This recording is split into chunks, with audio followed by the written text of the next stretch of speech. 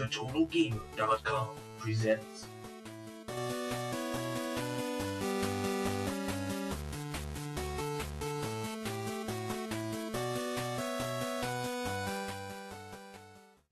Welcome to the Retro for the Win podcast for March 26, 2010. I'm your host, Viper29, and we got our co-hosts here, Super Dan88 from the UK. We got DanVanDam. The whole guy you watch every night. All right, we are going to kick things off with the first topic here, and we're going to talk about the Xbox 360's new feature with the game room, and I'll head it on over to DanVanDam for that one. Alright, so as you guys already know, the Xbox 360 just got a recent update with a, of course, add-on for your Xbox. Now this, of course, is a free initial download. However, you gotta pay 240 Microsoft points for this. Now, you guys, of course, already know what this is generally, so if you've been looking up and, brushing up on the news with Xbox and all that gaming goodness, this game room is for retro gamers. It's truly for retro gamers. I'm going to say that over and over again until it sinks into your skulls. It's practically a walking arcade where you have games like Centipede and, Asteroids Deluxe, and all these games are just retro and give you that good retro feeling. I know I say retro so much, but it's just so good. Technically so, this has this whole vibe to it that you feel like you're in a classic 80s style arcade cabinet. Like you feel like you are inside one. Because how you play it and everything is that, yes, it is kind of switchboard, meaning you flick across from scene to scene to access your cabinets or whatever else on there. Now, they also have the Atari 2600 standalone, the ColecoVision, as well as the Intellivision, my mistake.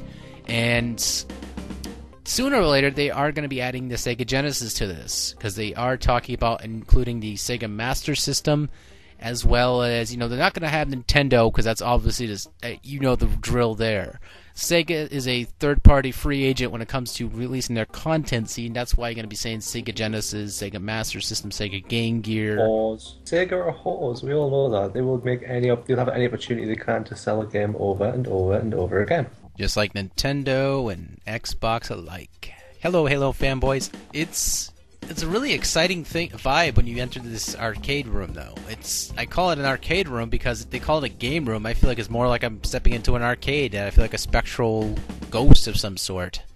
It's really cool because right now when you buy a game, you get like this little avatar, this little mascot, and it just follows around and moves around randomly inside your arcade room. And I thought it was just so cool. Like, they got games like Battleka and the Centipede. It plays true to the arcade cabinet. This console compilation, what they have for this, is quite essential. You got your arcade games, you got your Atari 2600 games, and you got your Intellivision games. They are going to come out with more initial games, Sega, and, games of this criteria. They are going to be releasing all these different consoles soon. It's all going to be keeping true to retro, which I feel in today's market is kind of cool. Yeah, but to maybe voice the opinion of some retro collectors, why would they prefer to buy a virtual copy of the game as opposed to actually buying a cartridge-based version or the original Jammer board? The whole point of retro collecting and retro collectors is to have the game in its original format. Why would these people want to download a digital version of the game? Well, that's quite easily said that if you're a classic collector, it's necessarily not going to matter to you that this ever came out. So, I'm not saying you got to sell all your cabinet boards or you got to sell all of your ROM sets. You don't have to sell any of that crap, as far as I'm concerned, because if you have those games initially, there's no problem. I don't see the problem. However, if you are a classic collector and you're not one of those type of people that go out and buy these arcade boards for your, switch out your MVS boards or whatever, if you're not one of those type of people at all and you don't ever plan to buy a Atari 2600 and television, and this is more up your alley, I think that would balance and be more bench pressed towards those people who wouldn't necessarily mind having a digital copy of the game just so they could play it again on the go if they're like one of those travelers that like to bring their Xbox 360 with them. But no, I mean, I can respect how people feel about collecting this stuff as well, but, I'm not going to be collecting a board for, games like, Centipede and all that, I don't see myself, buying all these boards. I mean, I do have an Atari 2600. I do have a chunk of these games already listed on their list. So, obviously I'm not going to buy those, but more of the more expensive games out there, I'd probably get them on this because the price is a hell of a lot lower than me paying $20, $30 for a freaking board. I see the price consumption being what would kill me when it comes to collecting. I mean, if the game really meant that much to me, I would try to get it in any format whatsoever and just enjoy it just the same. I mean, the game's about playing it sometimes, not about, collecting it. Because if you're going to be sitting there acting like, oh, well, I'm just going to collect it, and then you say, I love playing this game all the time. It's like, and you just see it sitting on top of their shelf, and you're just like, what? All right, we're gonna head on to the second topic here. Wee-hoo! Anyway, oh, go ahead. Oh, wait a minute. Oh, shit. You make me unhappy. Don't make Dan unhappy. We will have a repeat of The Shining. I swear to God. We will. Make me a sad boy. It is kind of snowing around here right now. Is it? Oh, it's kind of warm here right now. But yeah, I was going to ask. I was going to say, Nintendo? No, not Nintendo. Microsoft are obviously trying to push this sort of like arcade thing too. Well, not retro gamers as much as just people who used to play these sort of games. And of course, trying to appeal to that sort of retro demographic as well. Because there is people who can't afford to have like all the old systems, like in terms of space, because all these old systems do take up a lot of space, and so do the games. But you have to think of it on the other side as well. It's not just arcade games in that arcade. You've got home console games in that arcade as well, and you have to wonder, like a copy of Centipede for the Atari 2600, how much does that cost versus the version on Xbox Live? And for somebody who has no interest in like online gaming or leaderboards or anything like that, why would they want to buy these games? There's no reason for them to buy these games. It seems to be there's a lot of kind of stigma towards this more than there was towards Nintendo's Virtual Console. I think that if Microsoft had implemented this straight away at the launch of the Xbox 360, just like the Wii did with the Virtual Console, this wouldn't be as bad. But the fact that they're doing it now, it just looks like a dirty cash-in. But that's my opinion. Well, it's also a dirty cash-in to the fact too that if you do look at the how they use the fonts in this as well, it's a dead-on font. Continuum was what I believe what the font's called of the Nintendo Wii. How they use it in their menu and all their other products out there, and etc., etc. You basically see it full well. They're using the same freaking font as Nintendo for this thing. I mean, that's some of the dirty tricks to this, but other than that, I think it's still a cool idea nonetheless. I mean, I do like being competitive when it comes to these older games like Centipede and all that, so for me, I think it's pretty cool. Yeah, don't get me wrong, I really like the idea of being able to play really older type games and not having to pay like 400 points for it, 800 points for it, like what Xbox Live seem to charge at the moment, kind of like anal rapingly prices. And the one thing I do like about it in particular is the whole being able to play them on your PC for games for Windows as well as on your Xbox 360. I think that's a really good idea, especially if people have like high-end laptops and they do a lot of like moving around a lot, like going to work and they have like a lunch break and they can whip the laptop off and play a bit of Centipede for a bit, then go home and then play it again with your same gamer tag and you'll have all your high scores. So I kind of like that sort of idea. It's kind of the whole what Steam's going to be doing with the Macs and stuff like that. I think it's really cool. All right, topic 2. Next topic we're going to be talking about is what consoles that we grew up with. I'm going to talk about the ones I grew up with. It'll be really quick. It won't be a snore fest. So, what are you trying to say? I'm just No, wait. You two are brothers. You technically should have had the same consoles. Yes, but he wasn't around when I had this particular console. I'll let you tell the story in that case. Okay. The Gemini, which is also known as the Atari 2600, it was a clone by Coleco that was released back in 1983. That was my first console that I ever played around with. It came with Donkey Kong, Mousetrap, and Carnival. I still remember those games. I mean, God, still today. Yes, Attack of the Clones. And I believe that was the first clone. I don't know if anybody else did any other clones back then. And then it followed. And then the next thing that followed was the Nintendo Entertainment System. No, it was Sega Master System. Excuse me. Then the NES. Then the Sega Genesis. Those are what basically I grew up with. Let's see. Super Dan 88. What did you grow up with? I'm not sure what came first because it all kind of just blurs together now because it's been so long. But it was most probably the Game Boy, first ever system, home or portable or otherwise. I got it for my birthday. It came with it's like a plastic belt strap thing where the Game Boy sat in this big, massive, chunky plastic thing which you put on your belt strap. Game Boy slotted in, you slot a game in the front of it. That thing doesn't exist now. Thankfully, it's probably lying in a dumpster somewhere. Then I got a Master System 2 with Alex Kidd built in, and that was my childhood gone from that point. But weirdly, my friend that used to live in like a tower block of flats, and he lived 2 flats above, and he got a Master System the same year, and his had Sonic built into it. And only until recently, because the Sonic for Master System came out at the same time as the Genesis version, but it's not really a port as much as it's a different game. I honestly thought, just like with Super Mario, that the Sonic on the Master System came first, and then the Sonic on Genesis came later, because that's the way I had played them, because I had the Master System first and the Mega Drive later, which I find so weird. But I mean, like, as a child, I had everything for a short period of time, because I had my Game Boy, my Master System, then I had a Mega Drive and a Super Nintendo, an Amstrad CPC 464, Amigas. I think I had a Saturn. That was the last one that I had. Then I went to PC gaming. Then I've just gotten back into consoles over the past 5 years. But yeah, that was my childhood pretty much. What about you, DanVanDam? Jesus Christ, you make me sound like a sloppy porno over here. DanVanDam, yes. You wouldn't be a sloppy porno. I'll be a sloppy second. My God. But, alright. Bad joke.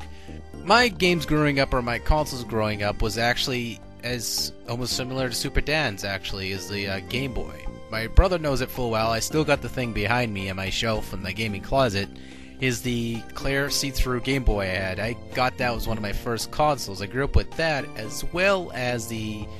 We did still have the Gemini, but it was sitting in that bookcase somewhere. We never even touched it after a while. I think Sean kind of grew out of it or something when he was getting older. Or someone lost a cord and he couldn't do it. Okay, yeah. So one of the first game consoles also was the Sega Master System and the Sega Genesis.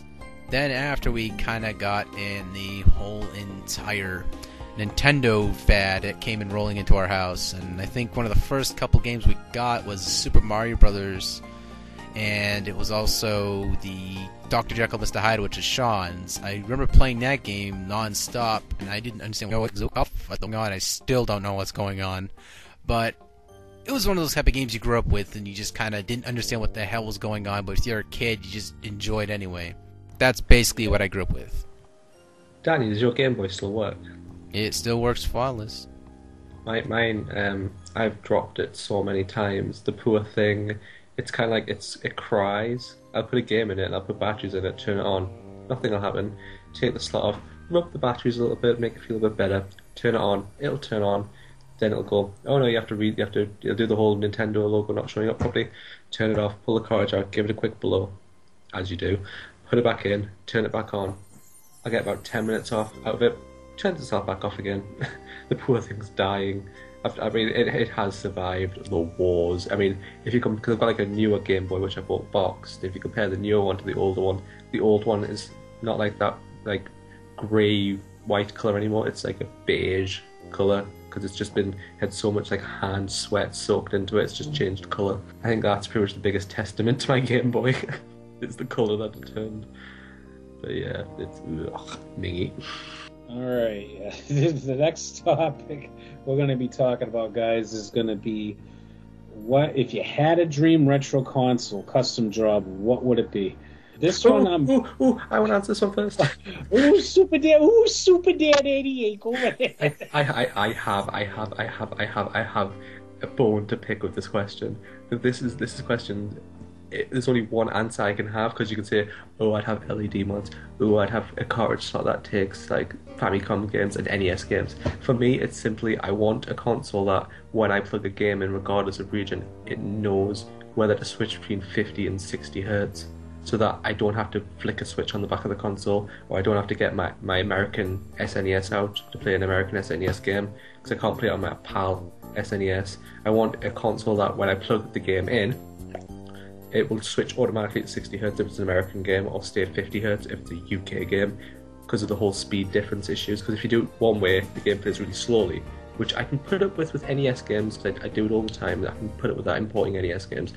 But doing it the other way around, where you put a 50 Hz game into a 60 Hz console, it just starts playing at like mega fast speeds, and it's just like, I've got to dismantle this console and put a different one in. But yeah, that's what I would want. Sorry for just like jumping in there. That's alright. The custom job that I want is basically all the older consoles, and what I mean by that is anything before the 64-bit era, where you can have all the all the carts in one system. I believe, somebody I believe has already done that. I believe it's floating around somewhere. But if that guy would have sold that, I guarantee you a lot of people would have been buying it. Okay, DanVanDam, what is your custom job? My custom job would be this. I want some neon colored pink lights. Now, of course, you're going, what to do with the any console whatsoever? Well, what I would want to do is actually take a Sega Master System, a Sega Genesis, a Nintendo, a Atari 2600. Have these all together. No Super Nintendo, no N64 crap, just those pure consoles around the 80s era. Put them together and have this entire retro 80s kind of look to it. The neon pink lights in it and everything. Just have that whole entire look. TurboGrafx, I would assume, as well. TurboGrafx and PC Engine was 80s. PC Engine came out in Japan in 1987. Just thought I'd point that out. Well, Jesus Christ, that didn't come out here in America until much later. Like, oh my god. What? How do you think I feel? It didn't even come out over here at all. Well, no, wait, stop. Before people write in and say, oh, but it did. Not officially, not through like main retail chains. It was not released properly. Sorry, people will get very niggly about that. Though I just want that. I just want the console to be all retro and, have that 80s look to it. Just that sick neon light pink color to it. But, here's a challenge, though, to Luke Morris 1, though. Luke, make a retro pink LED lighted Nintendo or something. Go. Please don't. No, please don't deface a Nintendo like that. Please, I disagree. If anything, like the NES by itself is like a design classic now. It just screams 80s just by the look and the shape and just the angularness of it. It reflects everything about the 80s. And the whole, like, if you look at the controllers, the pattern that's on the controllers, it's just so stylized. And it's like become, as soon as you see that pattern, you know it's NES. Don't put any neon lights. It kills me when somebody replaces the LED of an NES from like red to blue. It's like, why would you replace it from red to blue? It's red. I don't mind if people like put a blue LED into a Neo Geo because I've never had an LED.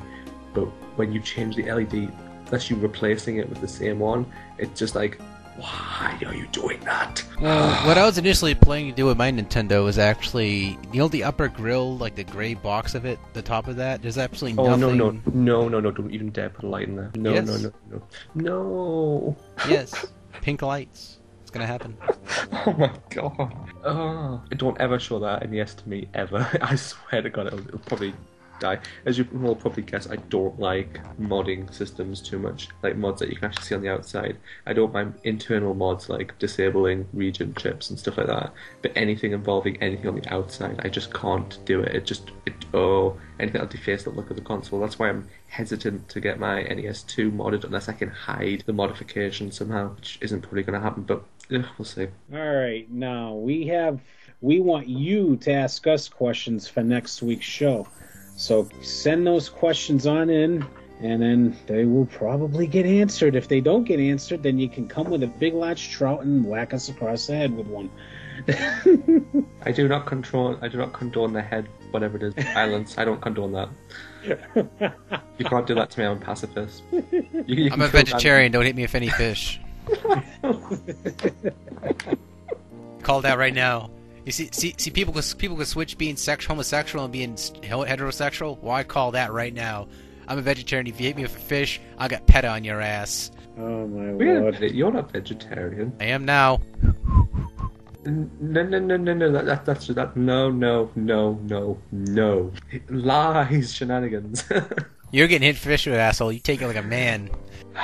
Danny is a lie. The cake is a lie. Danny, obvious. Danny is obvious. The obvious is the obvious, huh? The obvious is the obvious. Obviously. Perpetually. We're descending into one-liners. Oh, if we want to bust into one-liners, I'll bring out my VHS of Evil Dead. We'll have a good old time. Alright, hidden treasures to pick up. I believe you guys out there, if you own a Nintendo Entertainment System, you need to pick up Shatterhand from Jellicoe. It was released back in 1991 here in America, and I believe in Europe in the same year as well. Yes, November 9th. No, 92. Europe, maybe. UK, no. Yeah. No Yeah. love for the UK. No love for the Yeah, UK. it was released like a year later in the UK. That's odd. No, it wasn't. Yeah, I'm looking. No. My NES list does not have Shatterhand on it. If it does, that means I've got to add another title to my list. Don't say that. I thought my list was complete. Having the petrol masturbation meltdown over here. I am. Frustration. All right. Do you guys have any titles you want to talk about that people should... Shadowgate, Shadow Warrior, Silent Service. No Shatterhand. No. I am not adding it to my list, nor have I seen it anywhere for sale. As far as I'm concerned, it does not exist. Jesus Christ. We got to get a hold of this title for him. He's missing out. I was going to ask you, what would be your advice to people who maybe in the UK that want to import it? Is it something that they really should put at the top of their list, or just something they should just add to their list, get around to it when they get around to it? Oh, when they get around to it. I mean, if it's hard to get a hold of over there, then yeah. I mean, it probably costs more to get it imported than to actually. The importing probably no, because the currency exchange is still mildly in the UK's favour, but it's the postage from America. There's some places in America that on American eBay that really have good prices, amazing prices. But if I'm looking at paying £4, $6 for a game, but then I'm looking at paying £15 shipping, which is $20 shipping, it's for one NES game, it's you have to be kidding me. It doesn't cost $15 to post it when there's a seller right beside you will post it to me for $3. You know what I mean? It's just it's madness. It's one of the downfalls of import collecting from America. I have no problems import collecting from Japan, because most people just send stuff airmail, and that's £3-4 more depending on what you want. But from America, they just take liberties with the postage. They really do. If I check as well, how much postage is within America, it'd be really low, but as soon as it goes outside of America, it's really, really high, and I'm just there's no need for it. There really isn't. There's low rate priority shipping boxes, things that you can do international, and you can put shitloads into those. So why? There's just no point. Rant over. This is going to turn into a one-man show again. Rant over. I'm going to massage your shoulders. Don't worry, baby. It's all right. All right. Hey, Dan, do you have any... No, DanVanDam. I got to say DanVanDam, because if I say Dan, it could be either one of them. Hello! Earl T, where? No. Do you have a hidden treasure, DanVanDam? We're brothers, Sean. I can't do that. Don't go there. Wrong. Alright. One of my hidden treasures, even though it's worth quite a considerable amount of money on eBay, is Fire and Ice for the NES. You shut your British mouth. You shut your British mouth, mister. No, but it was definitely that, as well as Prisoners of War for the Nintendo. These are just fantastic games alone.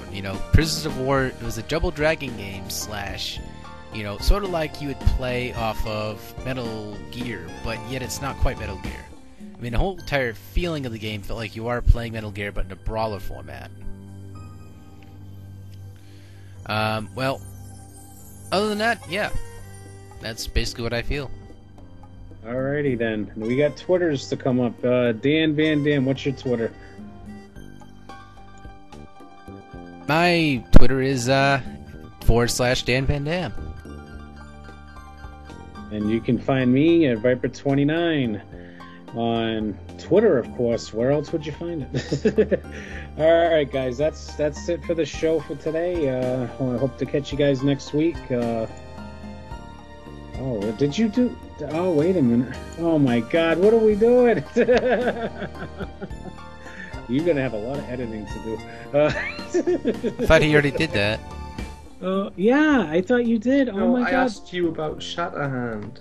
Oh, okay. Which All was right. your one. I'm gonna get it.